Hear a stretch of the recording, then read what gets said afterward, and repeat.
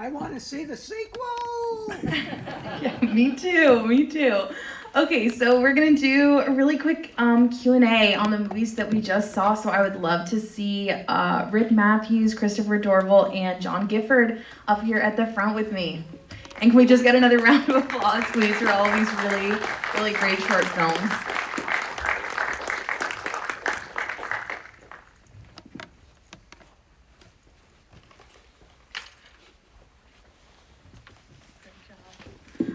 Okay, great job, everybody. So to give a little bit of background, Rick, your movie was chosen as the winner for the 48-hour film festival. The team Family Skeleton that we were a part of was the winner. So to give people a little bit of background on this competition, it's a weekend-long event where we all meet up on Friday night and we give a bunch of the contestants very specific rules for the film that they have to make. So we assign a genre as well as a bunch of different little parts that they have to integrate in the movie. So as you were probably able to tell, Break Room was assigned the genre martial arts, which is a pretty difficult one. So my first question is, what was your reaction to getting that genre assignment? Did you think it was like a hard one? And kind of how did the film evolve from that genre? My initial reaction was, didn't really like the genre. I thought it would be difficult, especially because the team after us got monster movie, and I like monster movies. Yeah. But then I realized Dom Deladero, who does pretty much everything, he is a martial arts instructor, so it helped to have that's him perfect. also do everything on that. And he choreographed it for Tom and I, and we lucked out that Tom has a wrestling background. I boxed a little bit, so Yeah. we I don't know, had fun kicking the shit out of each other. Yeah. Those stunts were really good. I was Thank very you. surprised. There was like a couple like flips over the desk and stuff. Those were beautiful. You could tell it was choreographed really well. That one, the flip over the desk, we did several shots where Tom would stop like an inch up my chest, and I would just flip back, and it all looked okay, but not perfect. And then I just said, okay, hit me for real, it's fine. Kicks me, flip over the desk, that's the one we used. Later on the next day, we did that until 3:30 in the morning. I had to go home, sleep for an hour, and then be at work like an hour later. So at work, I go to change into my uniform, take my shirt off, and I had a big, like, foot-sized bruise on my chest. Oh my gosh. I mean, Wow. bruises everywhere, but that one was the first one I saw. That's crazy. But the blood wasn't real. Not all of it. Well, the special effects makeup was really amazing. I think one of the funniest parts of the movie is seeing you get kicked or something, and then just flipping your hair up and revealing more and more blood every single time. That was all Rachel Coyne. Okay. She's a makeup artist in real life, so Mm-hmm. I don't know. We lucked out that everyone on the team is really good at their job. and Yeah. I don't know. Yeah, it was really... I'm lucky to have them working with us. really phenomenal. So another part that I'm really curious about is, how did you decide on the office theme for this film? Was it something that you just had the space available to you, or did you get the martial arts genre and it kind of evolved from there? It evolved from the martial arts genre. Our initial idea, I liked a bit more, but we would have had to utilize multiple different spots, multiple locations. We decided on one location. It lucked out that Jay, who plays the donut master, the guy who's eating all the donuts in the background, he works at a company that our friend owns. They make surge protectors, and they just had the setting. So we quickly texted them, figured out that location, and then started working from there. Okay, that's awesome. So another part of the 48-hour film festival is that there's a lot of small elements that they have to include in the film, which you may or may not have been able to tell if you weren't here for the 48-hour. So there has to be a character with a certain name. This one was William Stanforth Donahue. There has to be a certain action that happens, which is a drink spilling. And then there's a certain line that has to be said, which is, I am the one who knocks. So I was wondering if there were any of those three elements that you found like difficult to incorporate into the film, or if you heard one of them when we gave you the rules and you like immediately had an idea. The most difficult one was the name William Stanforth Donahue, because I don't know, it's kind of hard to shoehorn a character's name into something you're making without it seeming natural. Yeah.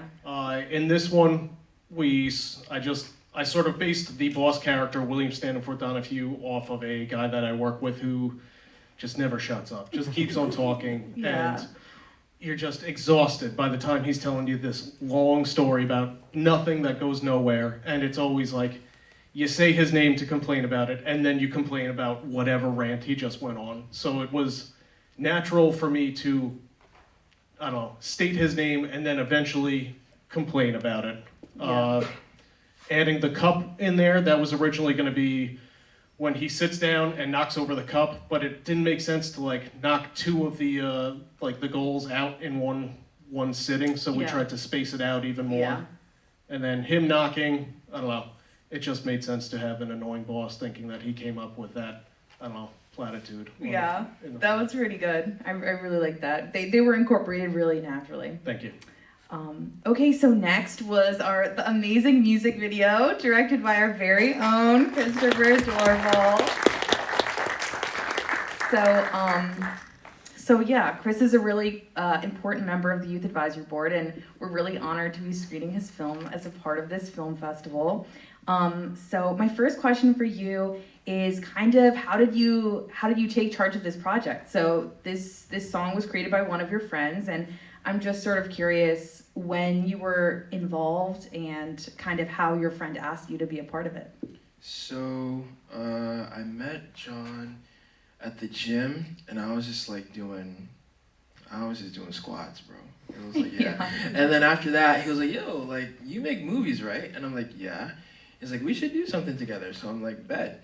So after that, we, made the deal to get this thing rolling, like somewhere earlier in the year, I think maybe like April or something like that.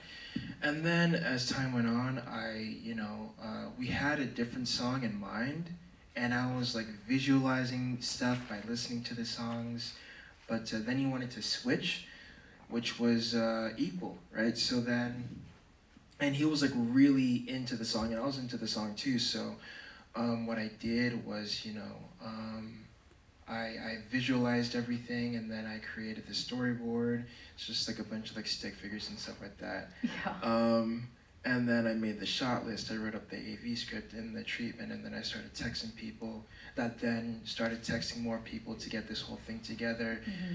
And I got the money together too, and it was a bunch of people from NYU that were on crew. So, Wow. and yeah, I hope that answers your question. Yeah, absolutely. Was this the first music video that you've ever produced before? Yeah. Wow. No, first thing that I've ever produced or directed. That's amazing. Yeah. Well, it came out really great. You should be really proud. Another question for you is, I love that you came up with the idea for the video and you storyboarded it. Were there any other music videos that inspired you? Did you watch any music videos prior to making this one? No, but there were. I remember when I had a conversation with my DP, Pablo, who's a super cool guy, by the way. We were definitely listing a bunch of like films. One of the main inspirations that I got was Terrence Malick. Mm-hmm. I forgot the guy's name. They call him Chivo, which is goat in Spanish. Emmanuel Lubezki. Okay. He did Tree of Life. He does a lot of. He did one of Quirón's films, Y tu mamá también, Mm-hmm. which is really amazing. And I took inspiration from a lot of his work because the way the camera moves, it's just so fluid and it's so real at the same time. It's like water. Yeah. Basically. So for certain shots, I wanted to kind of implement that into the music video. Like for example, when John, who is a trainer in real life, by the way, when he was training one of the guys and he's jumping up and down, I felt like that was one of the best shots that we got. Yeah. That's awesome. So I really liked the gym scene at the beginning. That was maybe my favorite part of the music video. And I was just wondering, were the people in the video working out in the gym, were those actors, or was those just people working out who were in the background? They were actors, but okay. I made sure that a lot of the people that I got for the specific scenes, you know, like kind of like related to that environment in real life, because a lot of the people that you saw were like actual gym members or like trainers and stuff like that. So yeah, it really seemed real to me. Like I could have thought you just showed up to the gym and just started filming people. They really were in their element. Yeah, and we made sure to get, we were like super professional too. Like we made sure to get like waivers and shit. So like anybody who was like interested that saw us like doing what we were doing and they wanted to be a part of it, you know, like we would get the okay. So yeah, we have like there are like actors that I got, and then there are like actual like gym members that are in the video too. So that's awesome. Yeah. That's really cool. Okay, so moving on to John with Good Morning. I just want to give a huge shout out to John because he is actually a radio producer, and he invited our film festival committee, me, Ted, Josh, and Vin, onto the radio show that he works on to promote the film festival, which we really appreciated, and it was a very unique experience for us. I don't think we ever would have been interviewed on a local radio show before that. And he's also been a friend of the cinema for a while. He's submitted a lot of his short films to the cinema over time, and we've really enjoyed watching your work grow and learning all these new skills, really expanding your filmography. So we're really excited to be able to screen this as part of the festival. So the first question that I want to hear everything about is your experience filming in a real funeral home. This is crazy to me. I want to know how this happened, any like funny things that were going on, just everything about the funeral home. Well, there's a lot of interesting like background, like behind the scenes for this movie, which was pretty cool. But we got the funeral home because my boss, like I said in the panel earlier, like it's like this kid's, he's got the passion, you gotta trust him, he's gonna do it. And we filmed it at Tuthill Mangano Funeral Home in Riverhead, and Sal Mangano was like the coolest dude about it. Like even if we were there later in the night, he was like, I have a room upstairs, I'll just go to bed, just wake me up when you leave. Very cool. So it was very nice. He first gave us the basement. So predominantly most of that is shot in the basement. And there was a storage room full of like old chairs and a bunch of stuff. So my friend Mike and I ransacked the place and we built that whole set. So we just grabbed everything and took one room, emptied everything out, and then put it back in the way we wanted and went from there. It was a lot of fun. We had to be quiet because there were services going on at some points. That part where Becca, who gets pushed up against the wall and screams, I told her not to scream because there was directly above us a funeral going on, and she screamed. And there's like a little air vent in the roof, and you can see people walking over it. But luckily, no one heard it. But it was fun. That is so cool. That's such a unique experience. So it also has a real cliffhanger at the end. And I'm dying to see part 2 of this, or a longer version, and I don't want any spoilers, but I want to hear like what's your vision for part 2, or I know that you were like a bit cut for time with this film, so I'd kind of just like to hear about like the bigger vision you had for the more ambitious project and how you're hoping to fulfill that in the future. Well, we would love to revisit it. I don't know if that's a possibility, but we'd love to. We only have the location for a set amount of time, so we don't have it anymore. Yeah. It's always a possibility. There was a much longer script written for this. We only filmed like the first 20 pages of it, but I mean, like, you learned a lot more about Tom's character. You learned a lot more about, it's hard to confuse the actors' names with the characters' names. Yeah.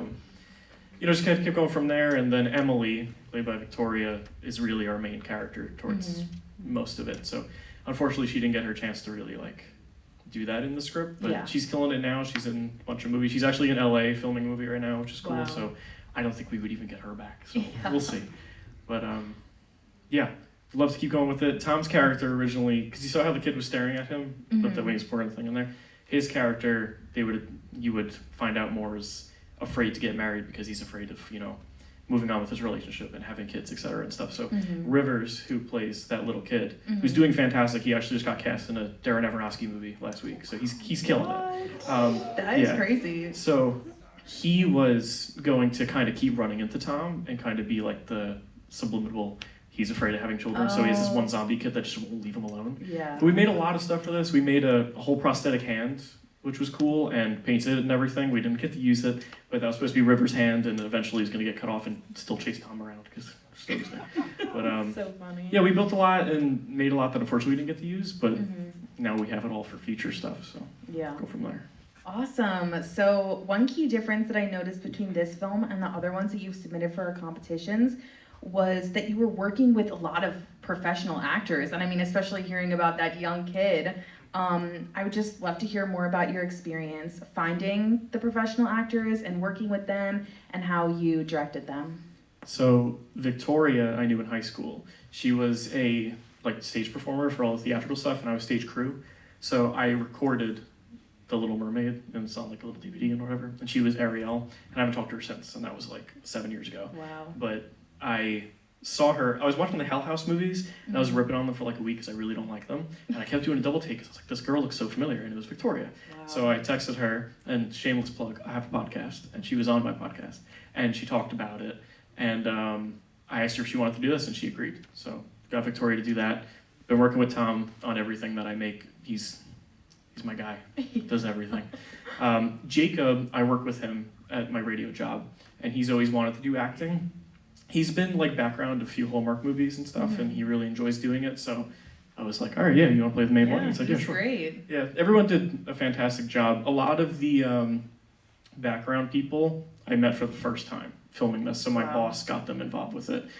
This is going to sound ridiculous. Originally, because my boss is a producer, so he's very like, oh, I'll get this guy in it, I'll get this guy in it, I'll do whatever. We were supposed to have 2 Sopranos people in this, and like some people from the Howard Stern show, who are actually coming to the premiere in Patchogue, which should be interesting. But we did not get them in this scheduling conflicts. One of them was supposed to play the guy in the casket, and then someone passed in his family, unfortunately, so he couldn't come. But it was really nice to meet a lot of these people, and a lot of people that you didn't see on camera behind the scenes, we continue to work with. Rayon filmed a short film right after this that we all took part in and did. We rented out a hotel room for a night and just pretended like it was a little room and just filmed the whole thing until 4 a.m. Yeah. It was fun. So making a lot of cool connections and met people I wouldn't have met otherwise. So it's fun. That's really awesome. I'd love to hear that. So I'm going to open it up to the audience now. If anyone has any questions for any of the filmmakers, just raise your hand, and one of our friends is going to come over with the microphone. So yeah, just raise your hand if you have any questions. Perfect. No questions. They answered everything. Okay, we got a question. Where from... was the beach scene? Which beach? Oh no. Tweak. All right. The beach scene was in Oceanside, Long Beach. Yeah. Any of our youth advisory board friends up top? You guys got a question for the filmmakers? Vin, you got a question? You started speaking. Wait for the microphone. Okay.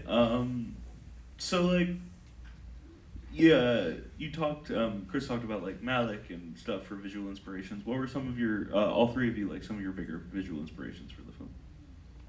Who do you want to start? Freestyle. Okay.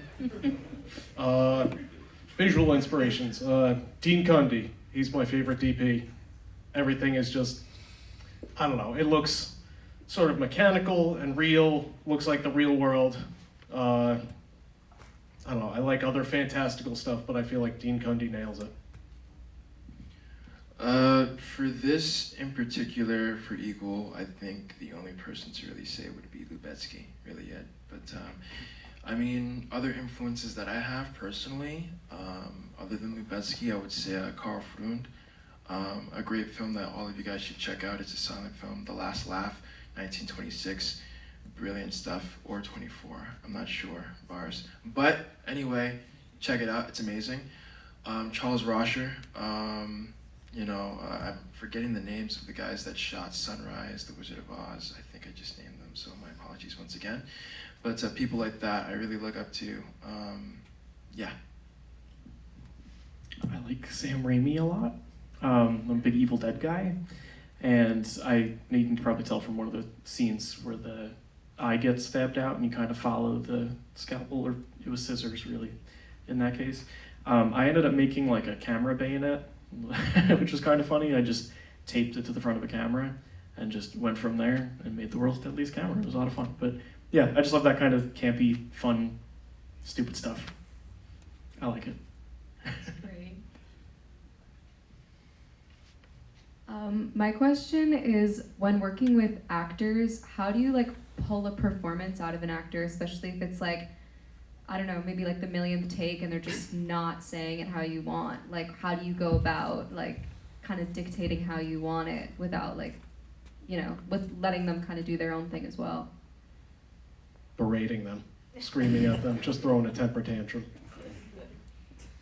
No, all of the actors are our friends. We've all been friends for anywhere from like 10 to 20 years with each other, so we all know how to talk to each other. And essentially, I don't know, referencing other performances and trying to just explain to them, like, I want you to do this like this to the best of your ability. Well, yeah, this thing is tweaking. For me, well, this was my first time directing, so I can't really answer that question to the best of my ability. But there is one thing that I can say. Avoiding things like result direction, because, you know, if you're trying to give like some sort of like an emotional map in terms of like the scene, then the only thing that you're gonna capture on camera is the person like trying to do that. You're not gonna get like the actual thing that you're looking for. So focusing on things like verbs, focusing on other ways how to, you know, or focusing on imagery, using metaphors, asking questions, and being able to have your players tap into themselves and their memories and their past lives in order to bring that, you know, to the scene on the day, I think is definitely something to think about. Luckily, my main three are all very good at what they do. So I would put in, you know, just kind of phrase how I wanted it to be, and then they would kind of do their own thing. And if I didn't like it, then we just do it again. But fun little, quick, little small story. I wrote this movie because in 2021 I worked at a funeral home for a month and I hated it. It was terrible. And every time we would go to the funerals, I work with a bunch of like older dudes, and during the funeral we'd be like, damn, look how hot that girl is over there. It's like, that's so weird. So I wrote a script about a guy that goes to funerals to hit on women. So Jacob plays Nick, and he asked me, what's your inspiration? Like, why, how do you want me to act and everything? And I told him that, and I did that same impression. He was like, okay, I kind of get it. And then he did that, and everything was fine. So, good. That's great. I think studying people and doing impressions of them helps out when telling actors how to do a certain thing. It gives them a, I don't know, a small little blueprint of what to do. Okay, any other questions? Got one in the front.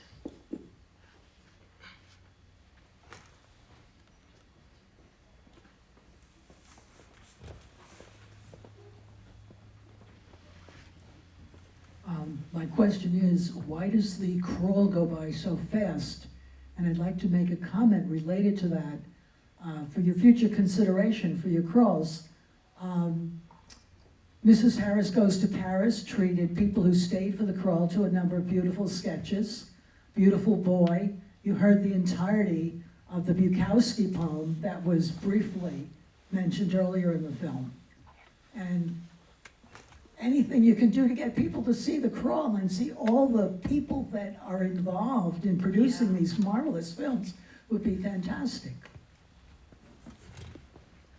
I think we just made it really fast because we had to fit it into that 5-minute time frame. Yeah, I would say that, definitely. We did make a cut that is slightly longer with like an added scene, and I think the crawl is extended a little bit more, but purely time constraints. We can always Google it and see who in the world did this and that. Yeah. That's true. We also have another cut where that blooper reel goes on for like 5 extra minutes. It's just a lot of fun behind the scenes like stuff. Mm-hmm. But that'll be available online probably this week, so you can find it. Okay, cool. So I think that's all the questions for now. So we're gonna take a short little break just for a few minutes, and then we're gonna start playing EdgeX, our feature film of the festival. So thank you everyone for joining us. Thank you so much to the filmmakers who were able to join us up here. We really loved all of your movies and hearing about them. Thank you.